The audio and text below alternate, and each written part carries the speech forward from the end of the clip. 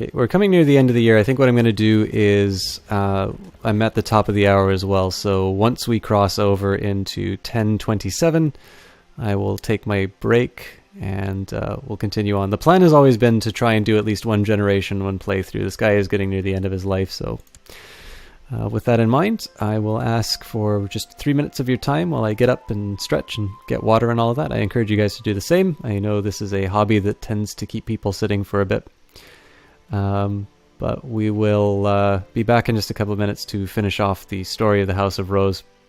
And sorry, Anders, I hope I kind of explained the whole Demen thing better. What I should have done actually was look at the compare like what my max totals were between these. But you'll notice, like, even though I gave up holdings, this is roughly the kind of capacity that I had for troop movements as well. So it's basically just a matter of making sure I'm making as much money as I can. But anyways, with that in mind, I'm going to take my quick break, probably my last break of the evening, and we'll be back to finish off this part of the playthrough. Thanks for watching. We'll see you guys in a couple minutes.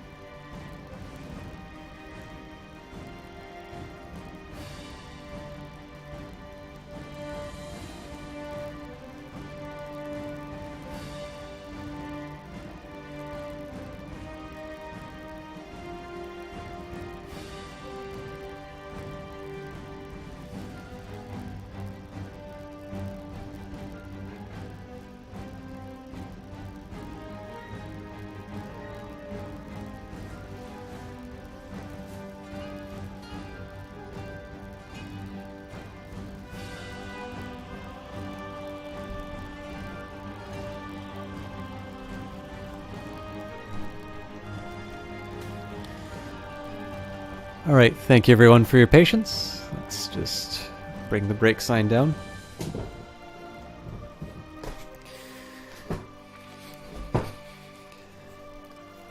I will also confess, thank you by the way for saying that it was explained well, well enough at least. This is actually a bit smaller than I'm used to having. I think in my other Empire game I can have a lot more of my personal domain. I think it's kind of an interesting comparison between this and Europa Universalis, that this is clearly a game about a time where you couldn't just have a single authority controlling everything.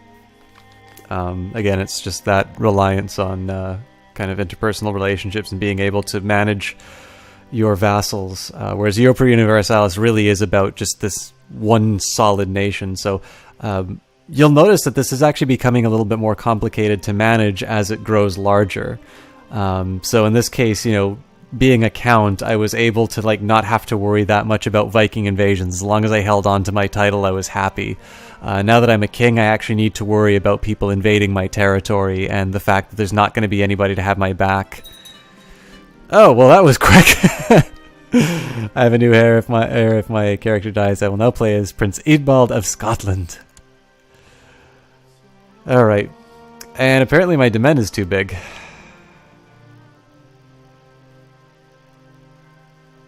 So, King Eastman has passed over to heaven at age 67. He died a natural death. Long live King Edulf. Alright, I'm not going to end the stream just specifically with him, don't worry. I'll maybe set myself the goal of switching the succession laws. Oh, no, you know what? I need to institute High Crown Authority. All that work for nothing.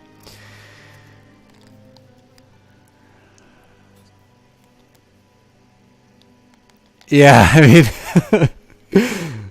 you really can't plan for that kind of stuff.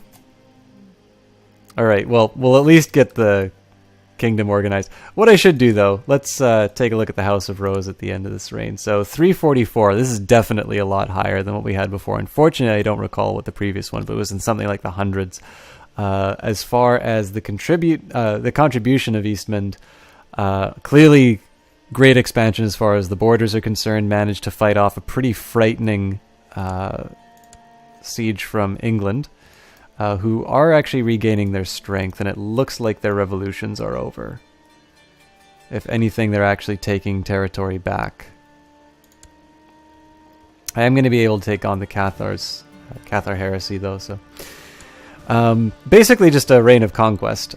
This guy's not too impressive as far as his stats are concerned, so let's just see what we can do here. He's not becoming a paragon of virtue, let's just face that. So, best option right now is to improve intrigue. Should probably just make sure I appoint all the right well, no, you know what? I'm actually going to hang on to all these figures, and what we will do instead is make sure we have religious unity, which we do.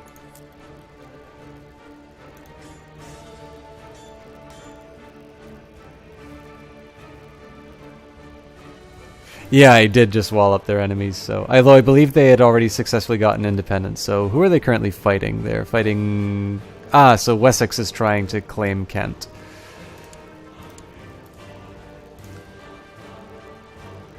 Well, I want Essex.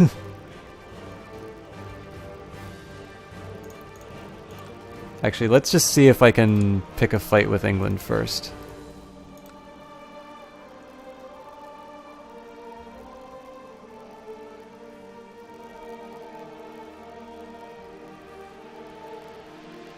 So I can claim Dorset or Northumbria. Northumbria is a little more sensible in terms of my overall positioning. Where's Dorset?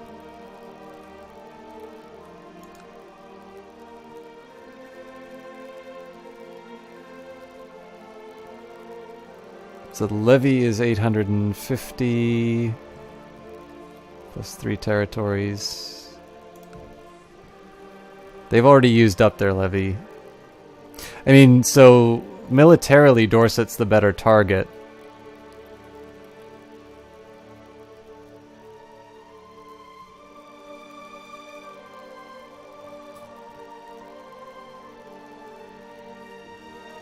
And I am going to be claiming it on somebody's behalf, so... Oh, and Desmond. Just got a notification, Mr. Miles333, that you just started following the channel. Thank you very much for doing so. Huh. Okay, we'll think about this in a minute. Let's just do the education. Again, I'm not too worried about a daughter. I'm still not creating the Kingdom of Wales. I'd much rather have sort of my succession laws in place before I consider anything like that. Okay, the English question. Now is the time to go after them, as far as troop sizes are concerned. So the only question that remains is, who do I want to strengthen? See, the problem is that I don't like this guy having so much power. So even though Dorset is the better target, I am going to claim Northumbria just because this is Oscar of Dunbar is somebody that I can actually handle having that power. One other thing I didn't consider was these the Cathar uprising troops in my territory, which is actually going to cause problems with raising my levies. There's 800 troops that I can't bring into the fight quite yet. So let's just get those vassal levies up. And this is just a matter of sort of dancing around with the right number of troops, making sure I don't run into the Cathars.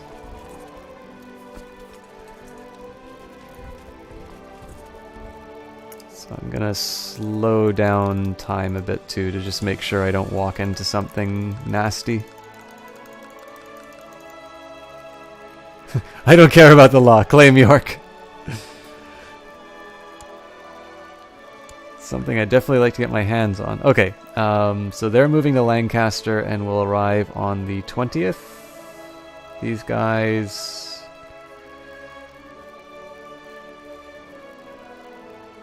Okay.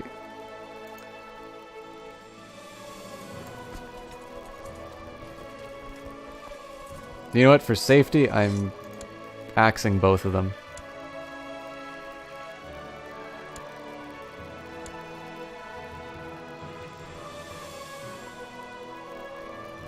So the big problem with this is that I can't chase down the English troops. I could theoretically maybe try and take in some of the troops from York, but I prefer to sort of play it a little more safe. And that basically means... got some technology. Nothing to move me up, though. Basically, that just means dancing around the map until my morale's where it needs to be. And again, ideally, I don't touch the Cathar uprising at all. They're hostile to me, but I don't... they're not going to lay siege to any of my territories. Ideally, they actually start going into England, but I think that's a little much to hope for. So they go to Cumberland on the 2nd of February.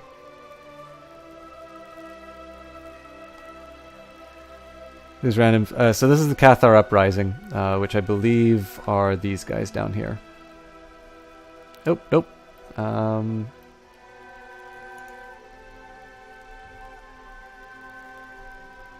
don't even know what territory they're claiming. They just seem to be a bunch of guys who are angry about something. Cathar is a Catholic heresy. I think we can actually get some details on it if I bring up the leader. The Cathar are the Albigensian heresy, rejects confession and the holiness of the clergy and of the Pope. They have only a single sacrament, the consolation, to remove sin and turn the believer into a Cathar perfect. They may also instill women as priests, which is a heresy too great to tolerate.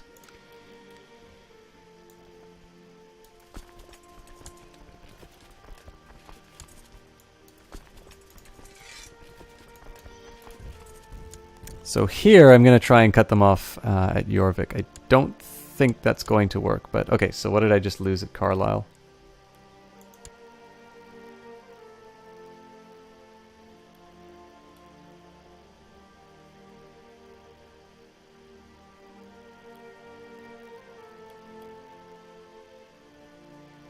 I don't know, but I'll just have to live with it.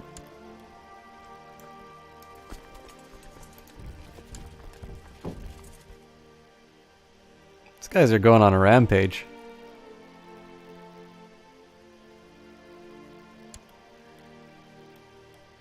Good lord. Galloway. So they go to Clydesdale on the 22nd. Gotta disband them. It's mostly just so I can avoid as many troop losses as possible. I want to move these guys to Lincoln, but already I'm outnumbered. So that 4,000 troops really screwed me just because England's been able to consolidate their own troops, and now I'm fighting them on fair terms. In fact, if anything, they outnumber me.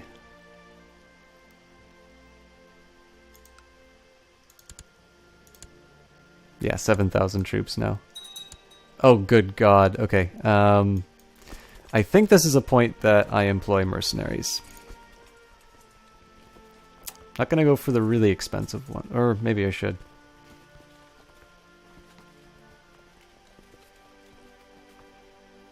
How much am I pulling in?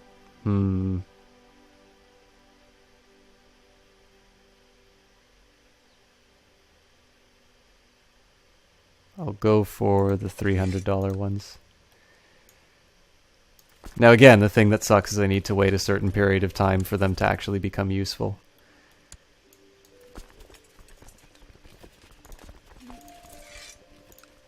I can kind of bring up the rest of my troops now.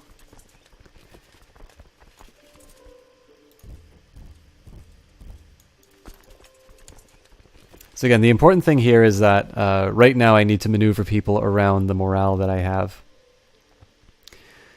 Unfortunately, it means that the English kind of have me at a pretty significant disadvantage. Now, fortunately, most of this morale will be recovered in time for me to fight them. And I didn't spend too much on mercenaries. But still, it's not the way I plan on this going. Starting to think Sinhild might fancy me. Of course we make a move. This is the House of Rose. I don't care what God wills. Okay, I have no idea where these guys came from, but that really sucks.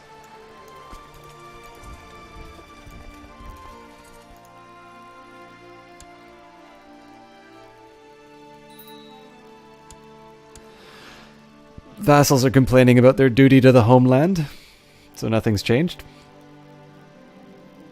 Went to Sinhild's chamber and gave her a good tumble. It's good to be the king.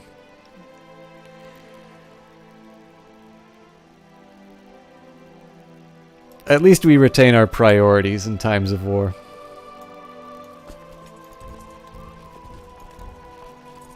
You know what? I'm just gonna... That seems like a liability to being there, to be honest.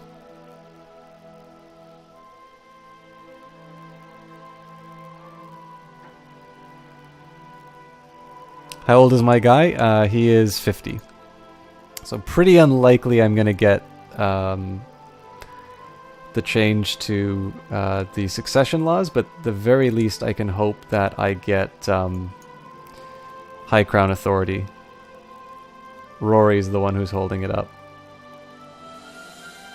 Actually, you know what? Everybody hates me, so I'm probably not going to get that law passed either. Is good tumble relevant to his age? He's the king, man.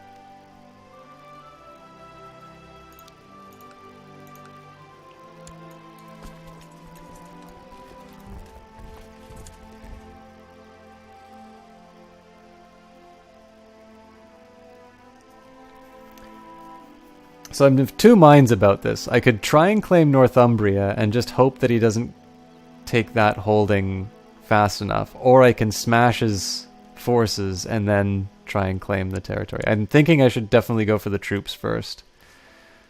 But if he has the kind of luck that he's been having previously, this might backfire on me. Okay, so I need to make sure I don't come from Leicester or Northampton. Or what? Northampton doesn't make any sense. Oh, no, there it is. Gotcha. So if I go from Derby or Worcester, I should be okay.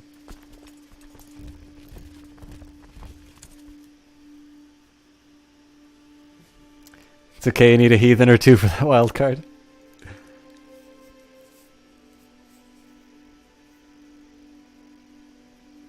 I don't believe the king is heathen. He's a good Catholic. I mean, his piety could be better, but we'll solve that by conquering some Cathars once the war with England's done. Assuming it's a favorable outcome, which we will find out in a second. Again, we have the numbers for it, but that hasn't meant a whole lot. I definitely like the idea of mastering Lightfoot. Oh my god. We're gonna lose this and lose it bad.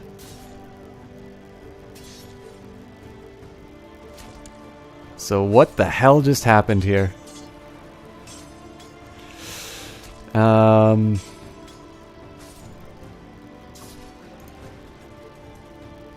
We hire more mercenaries for one.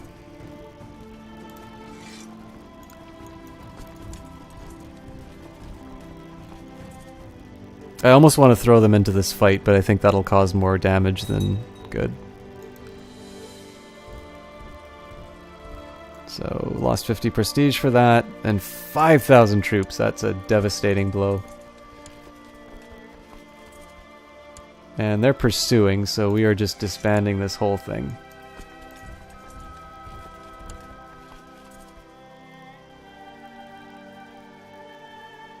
So the next step is to... So that's the third time that something like that's happened too. I'm getting really annoyed with the way it's handling combat like this. So we do what I should have done in the first point and do some calls to arms.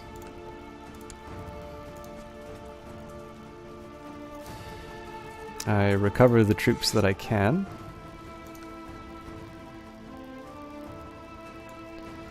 I also need to take particular care to see if they change directions.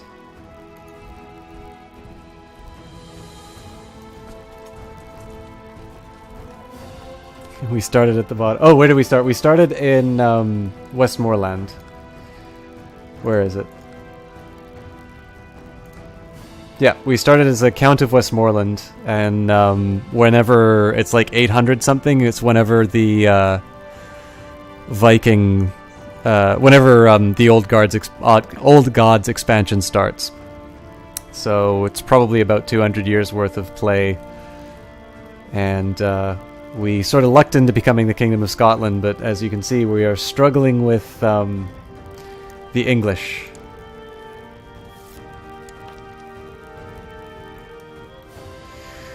Alright, let's take a quick look on where these guys... So they're Leicester on July 8th, they are Derby on July 17th, so these guys get disbanded. Oh, I don't want to lose my retinue, but I think I will lose it either way. So yes, we'll do that.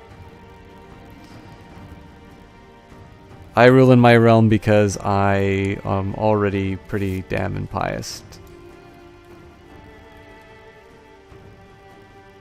So I really didn't want to lose that retinue, but I suspect that's probably better than just feeding them more battle score.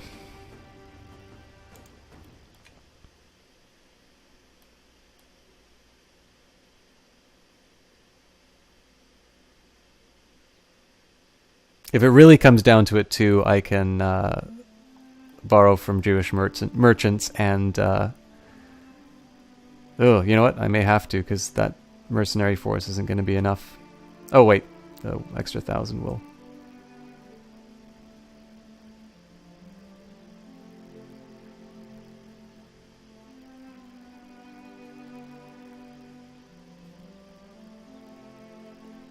Yeah, I mean, these numbers are not making me excited, that's for sure.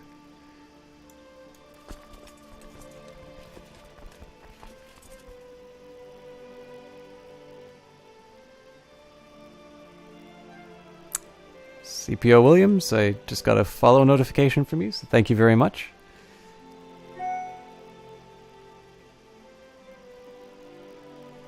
My mail notification seems to be ridiculously loud, so you're all probably hearing it roughly after I do as well. The rough one. Will this have been worth it, do you think? No, I don't think it'll be worth it at all, to be perfectly honest.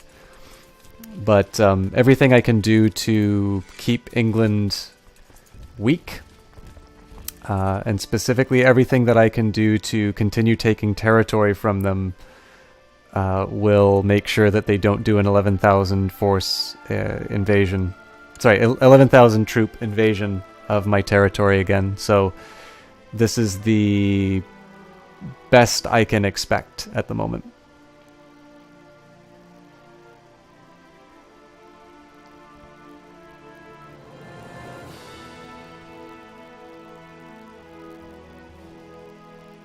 Now, I mean, if this fight doesn't work out, I don't know what I'm going to do. But I don't see why this should fail. Well, I didn't see why the last one should fail either, but we'll find out in a minute.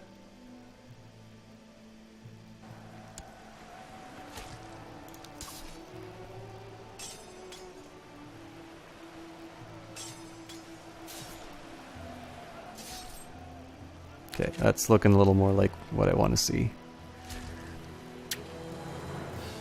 And I mean, again, I'm paying pretty dearly for this as far as vassal opinion is concerned. It's definitely going to hurt my my efforts to change the laws. Don't feel too well. Something is wrong with me. I'm burning up with fever. My nose is running, and my head feels as if someone is banging something hard against it. Please kill me.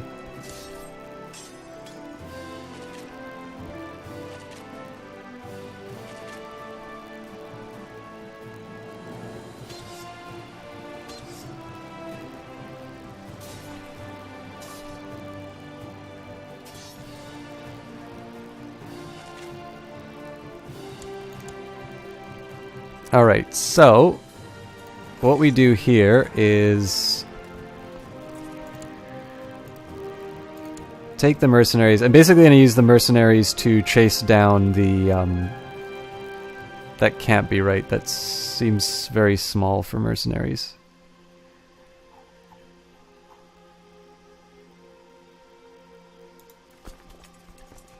I'm going to use the mercenaries basically to chase down the English troops, and then I'm going to move and start sieging the territory, because something tells me I'm going to start running out of troops really quickly. Okay, they're heading to Oxford.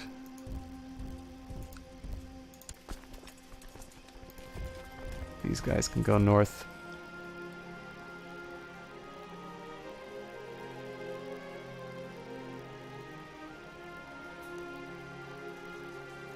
Go jump out on the front lines, they'll oblige.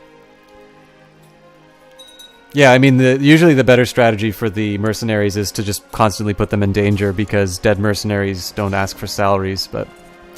Waste of money, a waste of time, but oh, so good it felt. The pleasures of life make everything feel less tiresome and more delightful. Sweet temptation. Probably don't need the extra fertility, if I'm honest, but... it's good to be the king.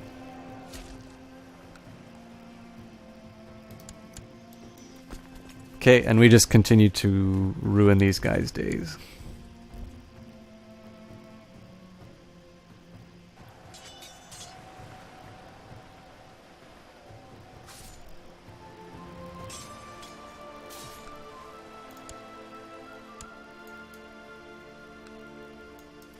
I'm really hoping I do not... Ah, the fever is gone, my nose is dry, the headache is long gone, and I feel alive once again. So my hope is that I don't have to borrow to support this war again.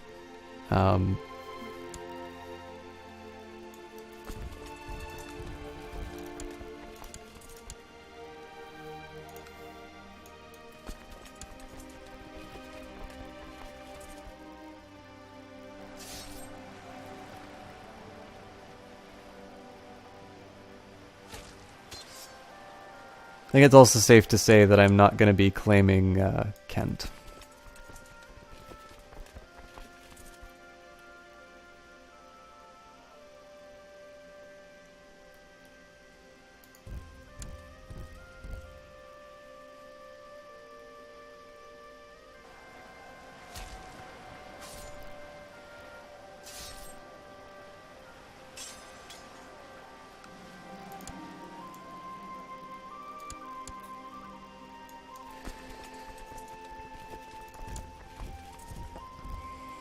I hate it when people do this to me, but God, I love it when I'm doing it to them. It's a little tedious, but at least it keeps me from taking on bigger, it keeps me taking on bigger opponents than I can normally handle.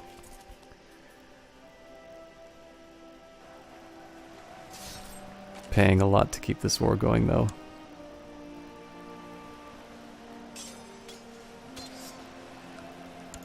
I think once I obliterate this troop, I think I might actually want to just take the province first and then disband the mercenaries. It's a costly choice, but I think it'll probably shorten the war overall. Just make sure I can mop up whatever I find.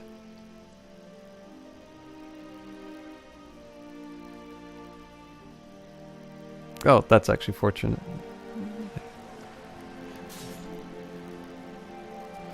Just thinking of celibacy makes me shiver, but at the same time, something seems amiss in my life. What is this emptiness inside of me? I can take a few days contemplating it, or I can ignore it and live life.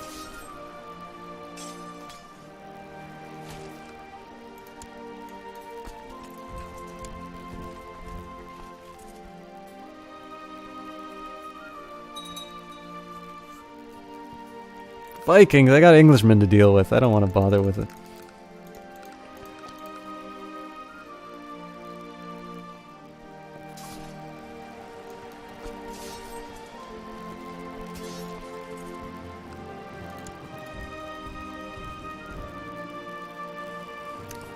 This lifestyle of utmost pleasure and joyous life suits me perfectly. This can be nothing but heaven. More of everything!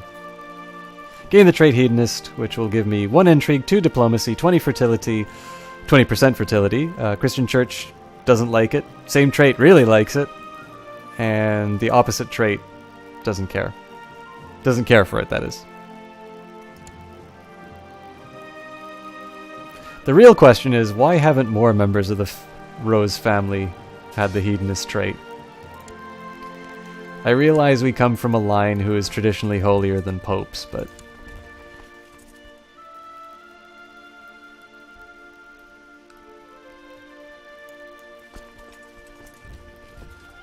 Right, I think I'll just mop up the rest of these and start sieging personal holdings. My wife is pregnant, but I was away, wasn't I? Important thing to remember, the only lustful ones we want in the House of Rose are the wives with their husbands. Diplomat's doing his job, but something tells me that all my vassals are going to hate me still. So yes, it's important that the lustful trait only apply to faithful wives or husbands in general. Thought it over, and I cannot be the father of my wife's baby. As it grows in her belly, I have trouble sleeping. I must put this matter to rest. I'll hire someone to find out. Dang, look at my piety. Yeah, this is actually the first... I mean, I just inherited this guy, right? So I don't know what the hell he was doing with his life, but traditionally these characters have been holier than the Pope. You've hired an old assassin to teach you how to best thwart the efforts of his kind. He has taught you several valuable lessons, like never sitting with your back towards a door and never to stay long in an inn that smells of manure. These lessons will prolong my life, gain 1 intrigue. And my vassals really don't like me. But we need to win the war, so... I can improve learning or stewardship. Now, stewardship would be better, but I'm probably not going to get anything else. You know, we'll go for it, though, so... Stewardship will pay for these stupid wars that I keep going in.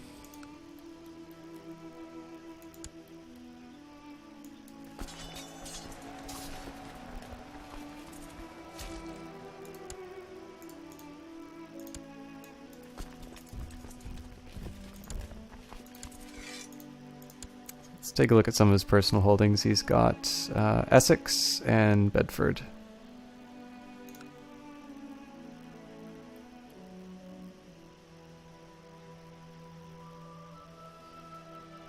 So I hope I hang on to the mercenaries long enough to be able to take Essex, but if I do that, then I'm in a decidedly better position.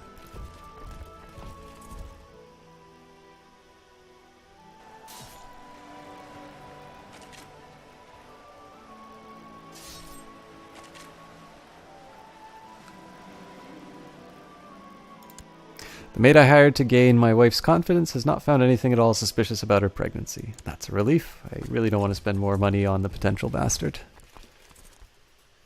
War score ticker hates me. Yeah, man, this has been the story of this playthrough.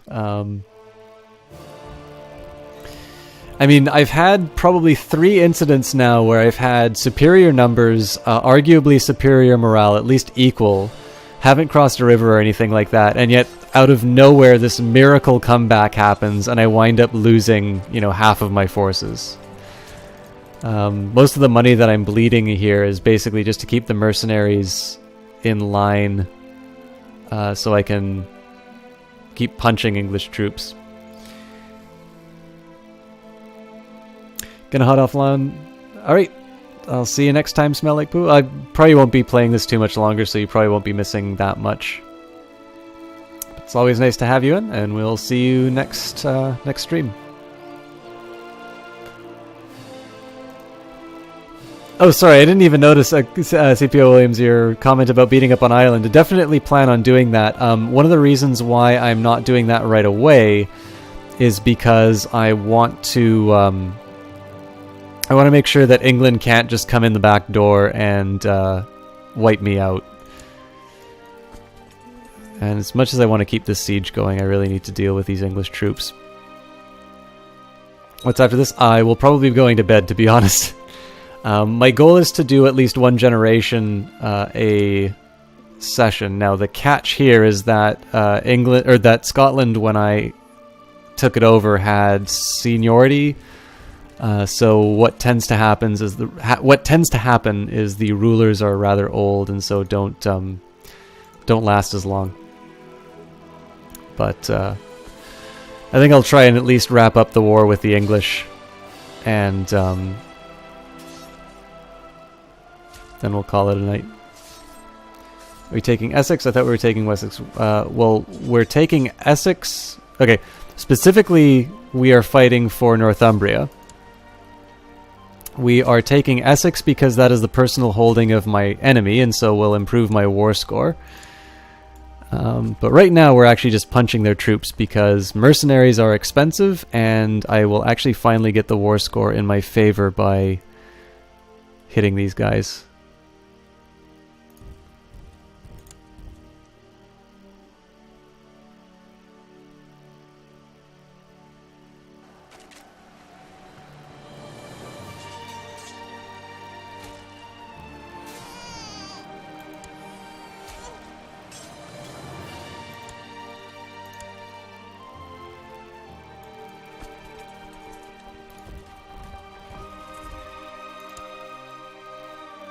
York should be on the list.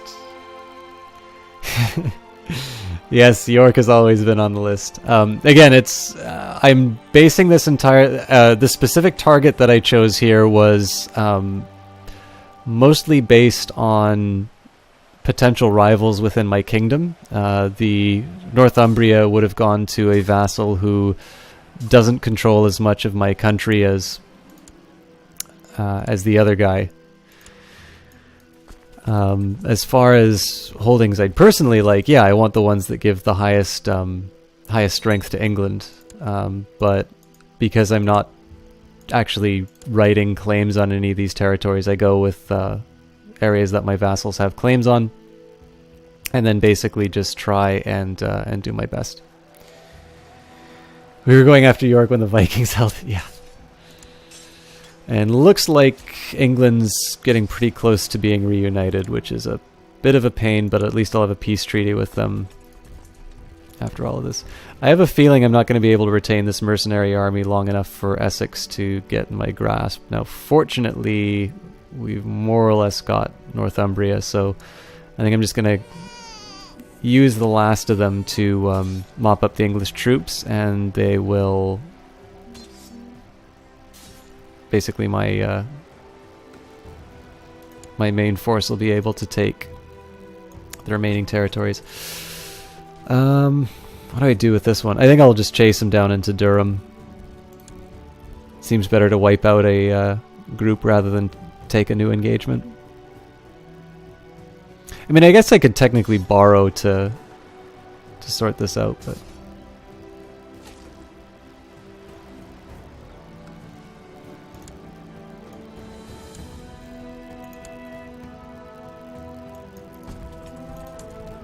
It just feels like such a waste to use these 2,400 troops specifically to fight these small pockets. especially because they're so expensive.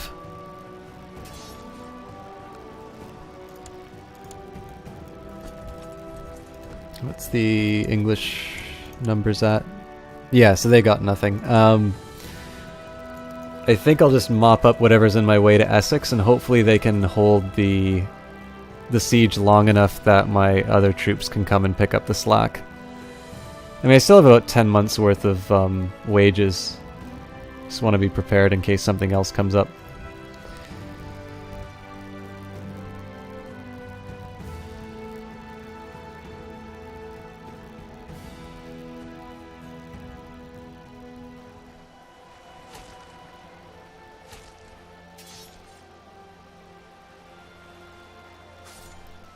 Filling small pockets before they can grow into large pockets seems like a decent deal. Yeah.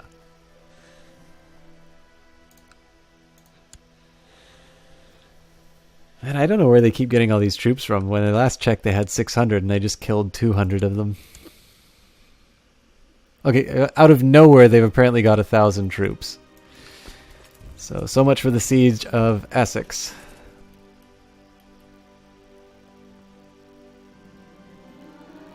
My wife has retired to the convent for a short while to gather her thoughts to find some peace, maybe even God. A perfect occasion to spend time with my lover. Because I don't want this guy to have positive piety. Speaking of which, are those 7k Cathars? I sincerely hope not, but probably. Life spent in the arms of another is a life well spent. I've gained the lustful trait. No, okay, those 7,000... those are actually troops on my side, so I sincerely hope that they do not form a faction against me. The comfort my lover offered me has resulted in her being pregnant. How wonderful. Gain 5 prestige. Yep, we've got a dangerous faction on our hands. And it's indeed these guys. Oh, okay, so it's Castile that actually has the majority of that force. But we do need to get rid of these guys, so let's put our spy master on that.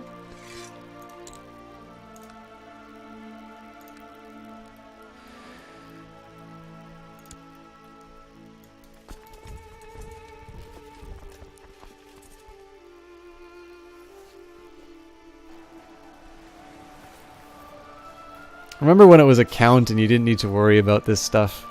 I miss those days. Just a good old subject of the Viking overlords.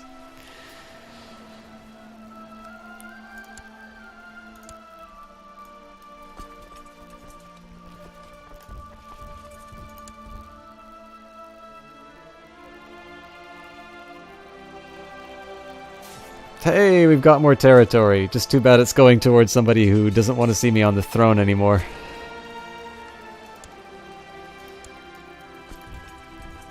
I suspect, actually, they'll become significantly stronger once I dismiss the mercenaries as well.